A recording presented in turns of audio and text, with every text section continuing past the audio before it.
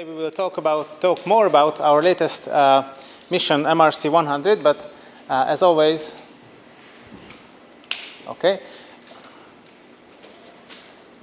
I will start with a brief introduction of our missions so far. So as Kaius said, our first mission was MASAT-1, which was launched in 2012, and it lasted for more than 3 years.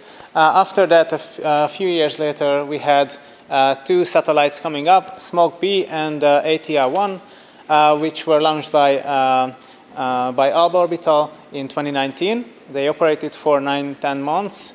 They deorbited a few weeks apart from each other. And then we had SMOG-1, which was launched in 2021 during the COVID pandemic.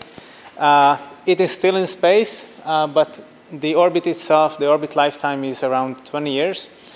So it's more than the intended lifetime of the actual satellite. It still shows some signs of operation, although the mission has already ended. So this year, in June, our latest satellite, MRC-100, was launched, also by Alba Orbital, and it's operating ever since. So it was a double start. It was deployed 10 days after the launch, and it's still operational. So the SMOG satellites, they are electromagnetic pollution, or which are called electrosmog. It was the intention of these missions to measure this kind of pollution in space, and mainly in the DVB-T band, which is from 420 to 860 megahertz. The secondary mission was a total ionizing dose measurement instrument, and the third was only part of the SMOG-1 mission, which is the application of hysteresis material to decrease the orbital lifetime. You all know what a 1-unit PQ looks like, so I will not bore you with the details of that. The actual launch date for SMOG-P and ATR-1 was 6th of December in 2019, and SMOG-1 was launched in March 2021. So the integration took place at Alba Orbital, as I said, and here are our two satellites, which are usually distinctive from other PQs because they do not have the solder mask on. So we like these looks, and on the inside there's a lot of golden plating, which is, I think, a nice touch. I like it. So on the receiving side, we have a ground station at the university. We have a quite tall building of the 13 floors, and we have a 4.5 meter dish antenna with a backfire helix antenna, which has more than 20 dB gain. So our output power can reach up to like 20 kilowatts of RF radiated power. This whole system, or the whole ground control system, is autonomous, so we don't need to be present at the station. We can control it remotely, and it is actually automated. On the receiver side, we usually use a software-defined radio to decode and demodulate the signals that we receive. And we have a secondary ground station at one of our colleagues' backyard. So this is the actual antenna. This is a much simpler two-band for 70 centimeters for 430 megahertz, and the other one is for VHF band and around 140 megahertz.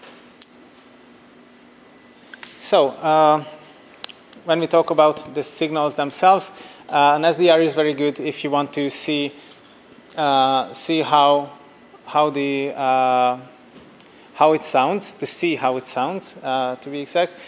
And so we use different data rates for the satellite.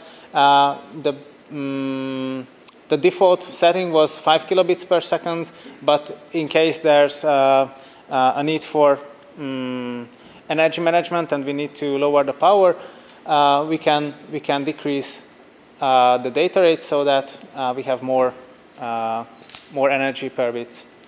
Unfortunately, we have some interference from local transmitters. A few weeks ago, we caught some people chatting in FM modulation on our frequency, so they were like here, which was quite unusual. Fortunately, we were able to scare them away with our antennas, so after that there were no problems. So the end result of the SMOG missions was the world's first electromagnetic pollution map in these frequency bands. If you take a look after the mission, there's nothing strange about this. The places where people live, we can measure the actual smog or the radiation that comes from habited places, and where there's no transmitters, there's no actual noise. This was published by two of our students at the local scientific conference of the university, and yeah, this was the goal of the mission itself, or the missions themselves. The SMOG-1 launch was done by a different group. It was from the Gauss team in Italy, and it was launched with the Soyuz 2 rocket, and the launch went smoothly. Fortunately, they also launched in quite bad weather, so I think it was also raining and very foggy compared to other places where they only launch when there's a good sight. But of course, after that, we did not see anything from the launch itself. And so SMOG-1 also sent its first signals and was operational properly. And on the dashboard we were able to see the aggregated data from the satellite. And I think now I will give the presentation to Peter. So our next satellite was MRC-100. It's a 3-unit PocketQube. So it's bigger than the ones we developed earlier.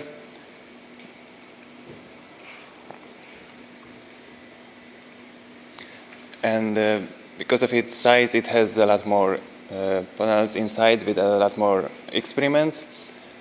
So here you can see the internal panels and the experiments that were on board.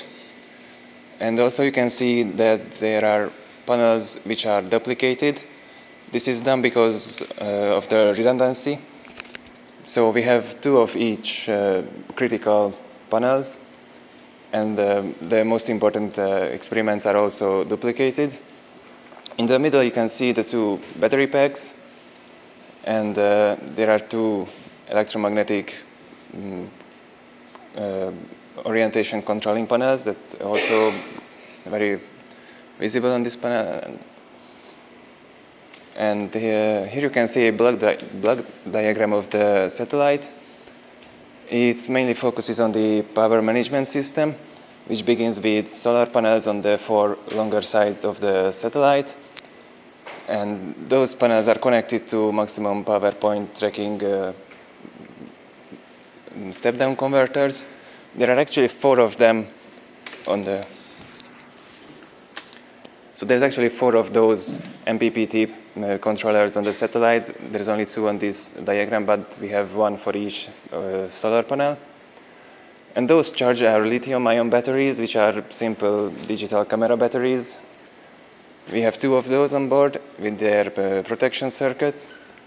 And we have a power control unit in the middle that's responsible for the satellite's energy management, and it controls all the limiter switches, which are basically a microcontroller controlled switch. We can address them and send them instructions to turn on or turn off the subsystem. They can also detect they measure the current of the subsystem, and if they detect any anomaly, they automatically turn off, so they protect the satellite from a malfunctioning subsystem. And on the right side, you can see the subsystems. We have an onboard computer, radio communication, and this satellite also has the spectrum analyzer for measuring this electromagnetic pollution, but now it's an extended frequency range. compared to the SMOG satellites. And then we have an attitude control system, the total ionizing dosimeter. The satellite also has a GPS antenna and a camera. And because of the lot of experiments, we generate a lot of data. So we have an S-band radio transmitter to download the data at a higher speed. We also have third-party experiments from other universities from Hungary. The integration of MRC-100 also took place here at Alba Orbital. And here you can see a photo of the satellites launched from that pod. The MRC-100 is at the back.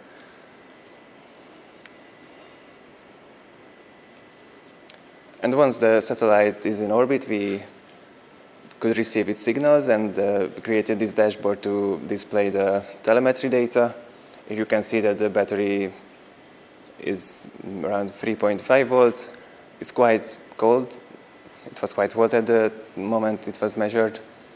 And on the right side, you can see the signal received by our ground station. Okay, and so about the reception of MRC signals, back here we collect the waterfall diagram and generate the waterfall diagram from the received signals, and we can display it as a quick glance about the latest orbit or the latest pass over our ground station. And here are the details. Here are the details for our transmissions. So we use different kinds of packet or data formats. So let's go from the bottom to up. So our maximum data rate is 25 kilobits per second. We use it for telemetry download if we want to download more data, saved files, saved measurements. And we have for the general or the default telemetry data, we have shorter bursts of 12.5 kilobits per second. And just before those, we transmit the data collected from the GPS receiver in a LoRa transmission. So we wanted to do this as part of an experiment. So as Shevket pointed out, it is quite difficult to identify satellites which are very small in a 1P size. So we wanted to solve that problem by transmitting this information, the location information of the satellite, through a robust modulation, which doesn't really need, which doesn't need not an accurate antenna. It doesn't need the actual TLE data because you can demodulate it without pointing an antenna in the correct direction, because it has a very good signal properties and has a high gain in terms of modulation. So after every transmission, we transmit a synchronization packet that will tell the ground station that now you can send me commands. And this goes on, and we can actually scale the data rate of the communication almost however we want it. We can go down to 1200 bits per second. So the key in receiving as much data as we want, or more data, more and more data, is having a coding scheme where you can demodulate the signal even at very low signal-to-noise ratios. So here you can see the simulated bit error rate of an uncoded FSK transmission, and here you can see the bit error rate of our coded modulation, and it will reach 10 to the power of minus 4 dB, 10 to the power of minus 4 bit error rate, already around 2 dBs signal-to-noise ratio, which is very good. So it's almost only the noise level, and we can demodulate the signals. Of course, this comes with a trade-off. The coding rate is 1/2. So we transmit 2 bits for every information bit. Okay, so I would like to talk a little bit about two of our payloads. One is the GNSS and camera subsystems. So here you can see the Raspberry Pi camera driven by an RP2040. So we actually used a lot of these ICs, RP2040s. There are 6 of them, I think, on the satellite, and we took some really nice images. I don't know. Okay. So there are some images, and I will show at the end a short GIF or a video, if you like, which we took with these cameras. So yeah, and here these will move at the end. So yeah, I really like these images, especially that they were taken with such a small camera. The other experiment that we wanted to try was the S-band transmission. So here you can see the redundant transmitter on the left side.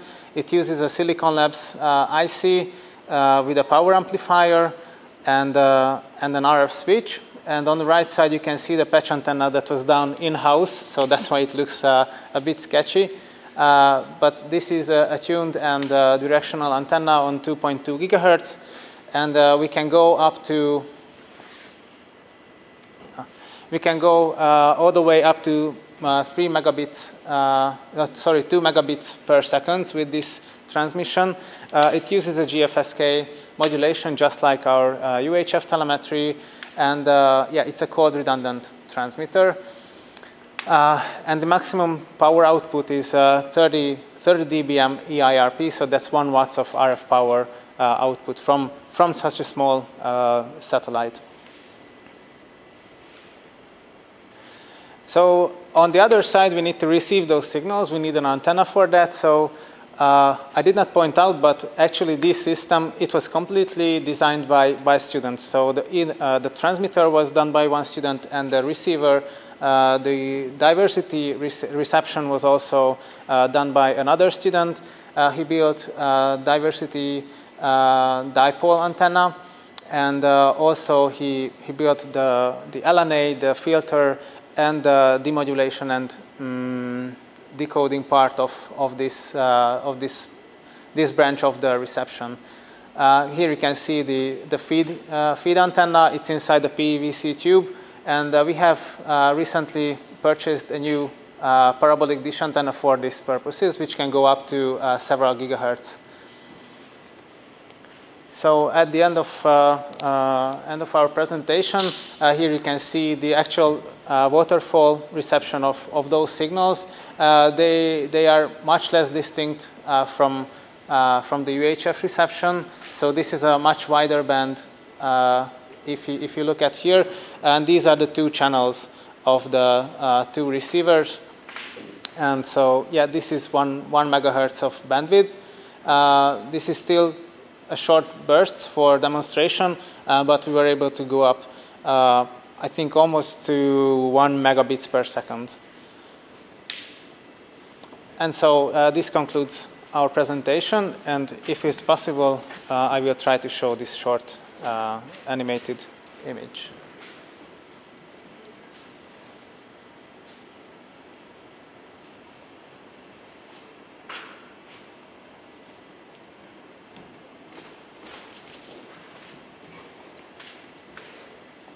And since we are running out of time, I don't know if we have time for questions.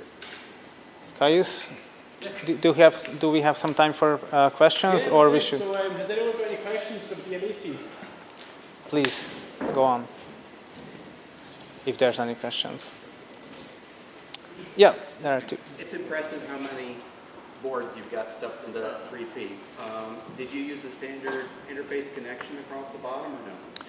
That's actually a good question, because the development time for this satellite was only 1.5 years, and we did not have time to standardize it in a way that all of the connection interfaces are the same. They use the same connection, I mean the same connectors, but right now, as part of my PhD research, I'm trying to do a scalable standardized platform, which will use a standardized connection, and it will use a different connector. So somewhat standardized, so to say. Stefano? You mentioned you're using LoRa, you're using 12 kilobits, 12.5. I'll shout. Okay. You mentioned for the downlink you're using LoRa, you're using 12 kilobits, 25 kilobits. This is in the amateur band. How did it go for the YARU discussions? Did you go through that, or how was the licensing for you?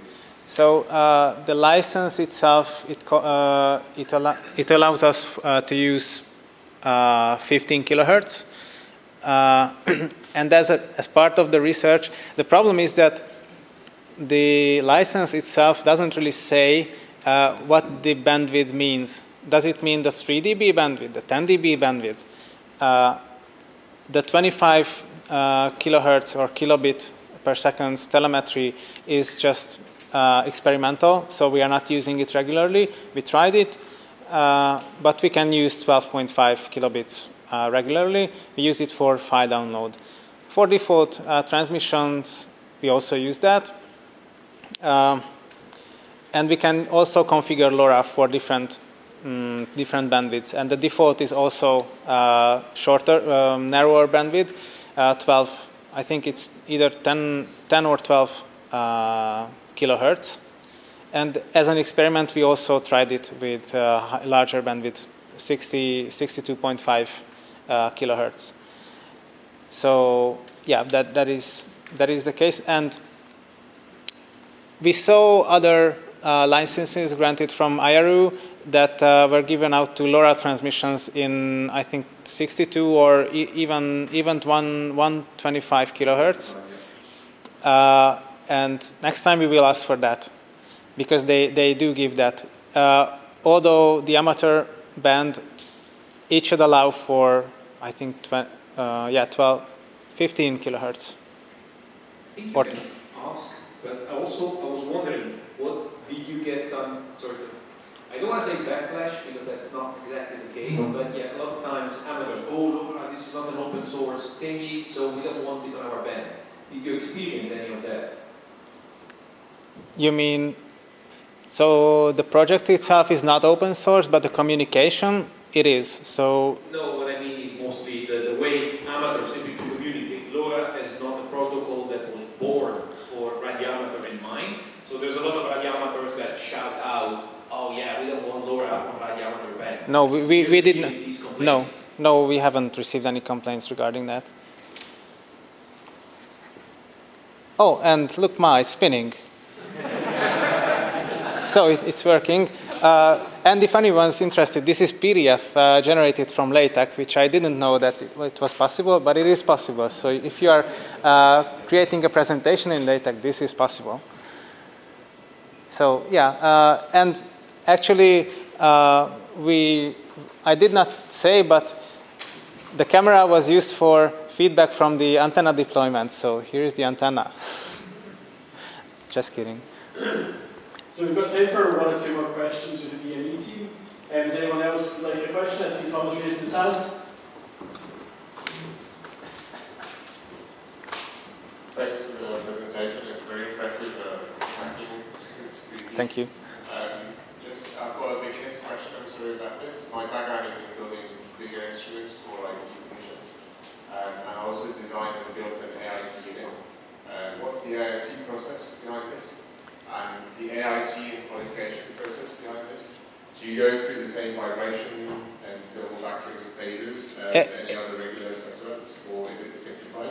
Can you expand AIT? AIT, assembly integration and test units. Okay, so or the white room, shaker, qualification needs to vacuum thermal, vacuum calibration. Yes, so the requirement was to do vibration testing and thermal chamber testing. We did both, and this time vacuum testing was not mandatory. So this time, due to the short time of development, we skipped that. But otherwise, we did all the tests that were required. maybe Caius can tell more about the requirements, but as far as I know, these were the necessary validations. For the launch requirements, you have the vibration specific or you are for the T-Vec?